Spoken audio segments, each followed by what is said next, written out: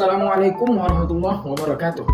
Perkenalkan, nama saya Aditya Farhan Alfayat, NIM 2236028. Di sini saya akan menjawab UAS e-commerce. Soal yang pertama, apa tantangan utama yang dihadapi dalam menjaga keamanan dan privasi di era digital yang terus berkembang? Strategi apa yang dapat diterapkan oleh perusahaan e-commerce untuk menghadapi tantangan tersebut dan memastikan keamanan data pelanggan tetap terjaga?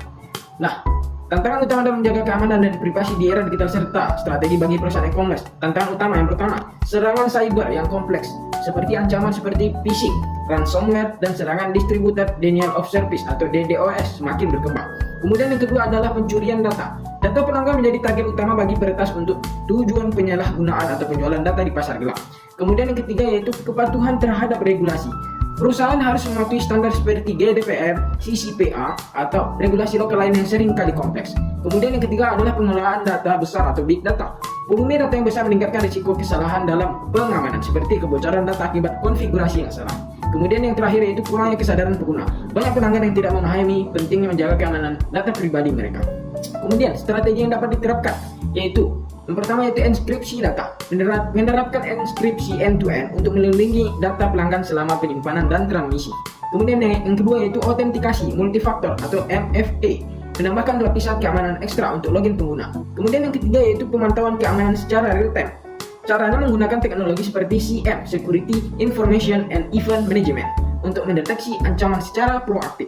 Kemudian yang keempat yaitu ada pendidikan dan kesadaran keamanan, yaitu memberikan edukasi kepada karyawan dan pelanggan tentang praktik keamanan data. Kemudian yang terakhir yaitu audit dan penilaian berkala. Melakukan uji penetrasi dan audit sistem untuk memastikan sistem tetap aman. Nah, soal yang kedua yaitu jelaskan tantangan privasi dan keamanan yang dihadapi perusahaan e-commerce saat mengumpulkan dan menganalisis data konsumen. Bagaimana perusahaan dapat mengatasi tantangan ini sambil tetap mematuhi standar regulasi yang berlaku? Nah, yang pertama tantangan yaitu ada transparansi data. Pelanggan sering tidak mengetahui bahwa bagaimana data mereka digunakan sehingga muncul masalah kepercayaan. Kemudian yang kedua, kepatuhan terhadap regulasi.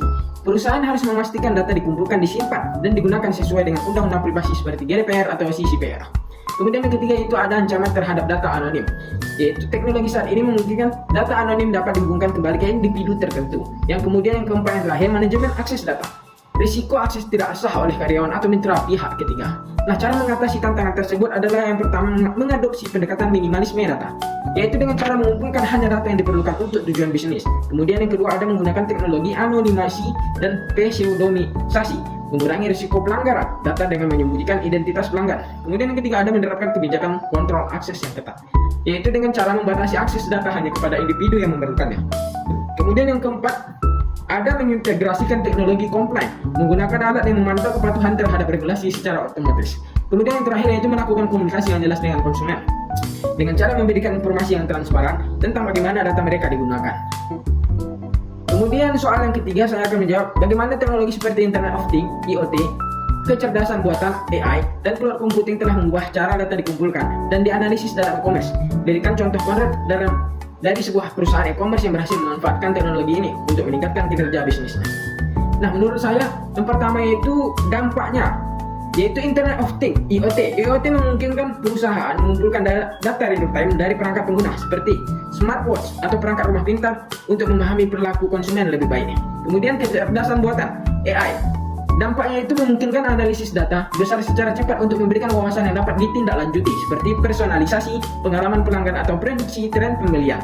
Kemudian yang ketiga, cloud computing. Dampaknya memungkinkan penyimpanan data yang fleksibel, skalabel, dan aman serta mempermudah akses data dari berbagai lokasi. Contoh yang konkretnya seperti Amazon. Amazon menggunakan AI untuk meningkatkan pengalaman pelanggan melalui rekomendasi produk berbasis riwayat belanja dan pencarian pelanggan. Teknologi Cloud Amazon Web Service (AWS) digunakan untuk menyimpan dan memproses data dalam skala besar. Sementara IoT digunakan dalam layanan seperti Amazon Dashboard untuk mempermudah pelanggan memesan ulang produk. Dengan memanfaatkan teknologi ini, Amazon dapat meningkatkan efisiensi operasional, memberikan pengalaman pelanggan yang lebih baik, dan menjaga keamanan data. Itulah tadi soal dan jawaban yang menurut pendapat saya yang bisa saya sampaikan. Apabila ada kesalahan saya mohon maaf. Saya akhiri. Wassalamualaikum warahmatullahi wabarakatuh.